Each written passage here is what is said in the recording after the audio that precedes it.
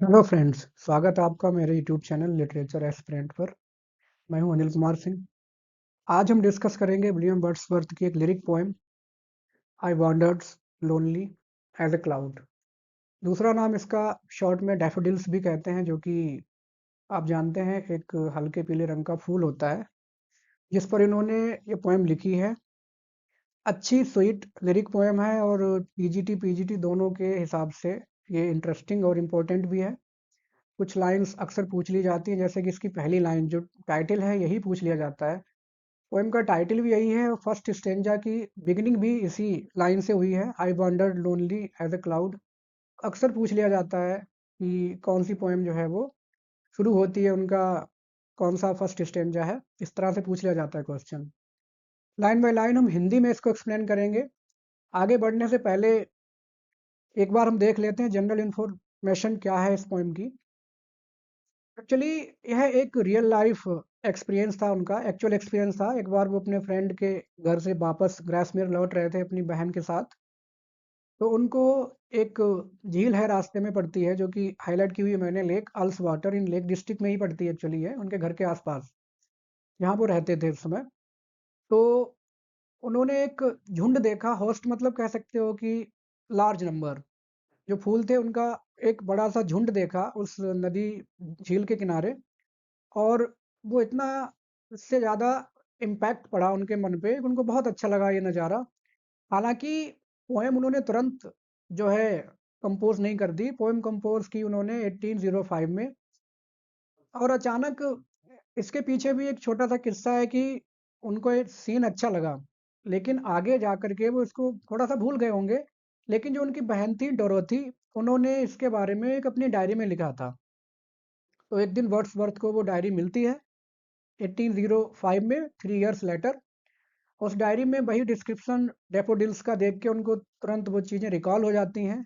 और रिकॉल होने पर उन्होंने एक अच्छी lyric poem, sweet lyric poem लिख ली, जो कि प्रस्तुत है आप लोगों के सामने।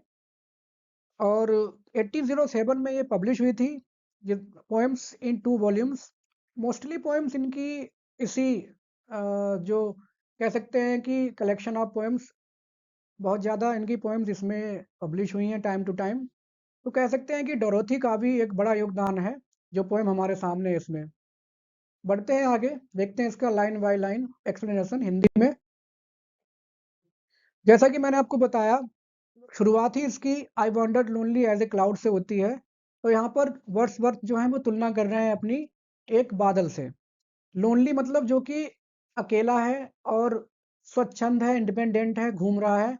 लोनली एज ए क्लाउड, बादल की तरह वो घूम रहे हैं। हालांकि अब यहाँ पर थोड़ा ध्यान देने की बात यह है कि जब उन्होंने डैफोडिल्स देखे थे तो अकेले नहीं थे वो, उनकी सिस्टर डोरथी भी उनके साथ थी। लेकिन ठीक है, उस बात पे नहीं जा करके हम ध्यान देंगे। That floats on high over vales and hills, ऐसा बादल जो कि जो घाटी है, वेल्स मतलब घाटी, हिल्स मतलब पहाड़ियाँ, उन पहाड़ी की चोटियों या घाटियों के ऊपर आराम से, स्वच्छंदता से, इंडिपेंडेंटली फ्लोट करता है, फ्लाई करता है, उड़ता है। इस तरह से वो घूम रहे हैं। और अचानक ही उन्होंने कह रहे हैं कि व्हेन ऑल एट वंस, अचानक से आई सॉ अ क्राउड, मैंने एक भीड़ देखी। है ना, क्राउड मतलब जहाँ बहुत ज्यादा लोग होते हैं, भीड़ बोलते हैं उसको।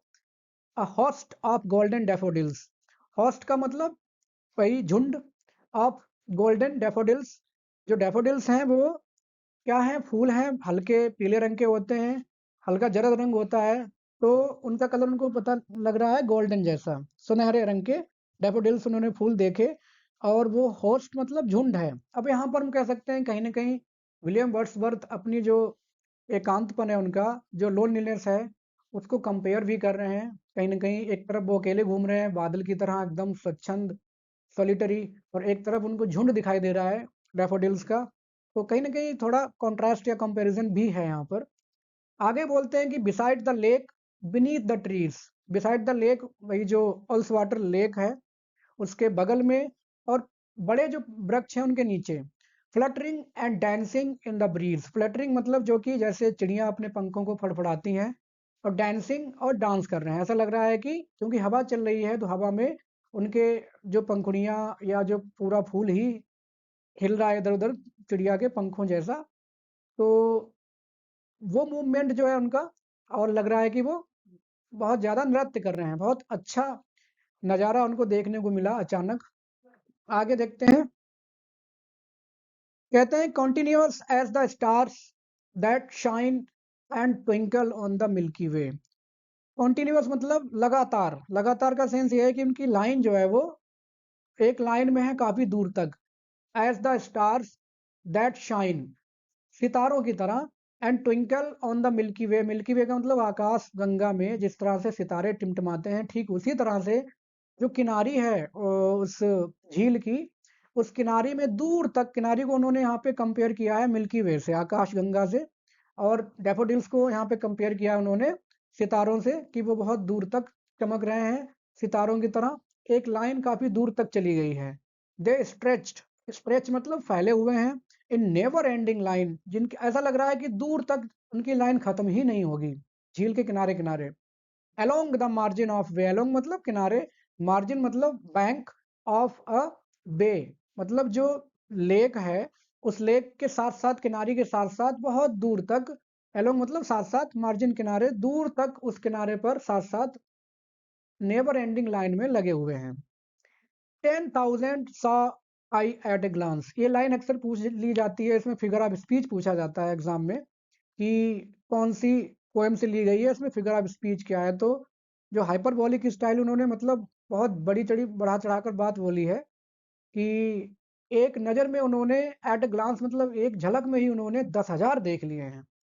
Tossing their heads in sprightly dance, tossing मतलब जैसे हम सिक्का उछालते हैं या इधर उधर पटकते हैं।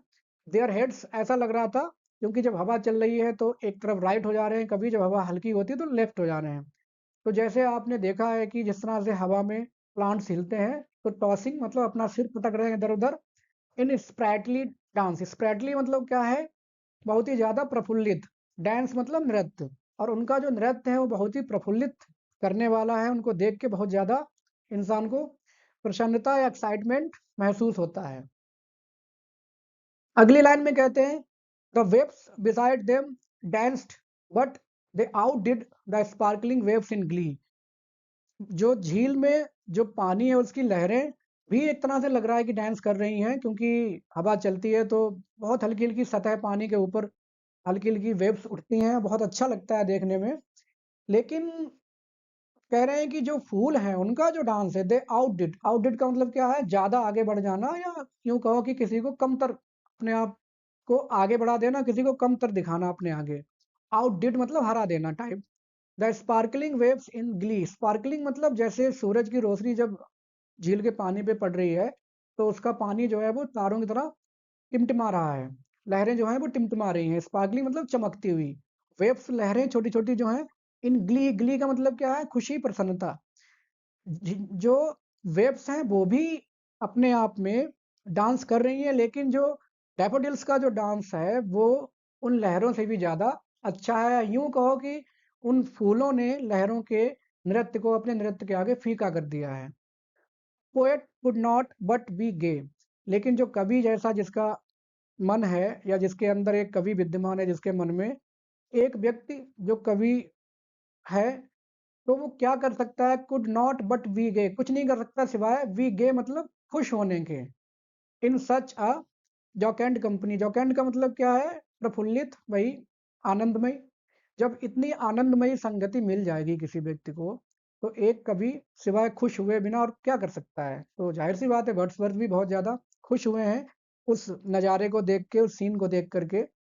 आगे बोलते हैं I gazed and gazed but little thought, वो कह रहे हैं कि मैं देखता रहा बट लिटिल थॉट।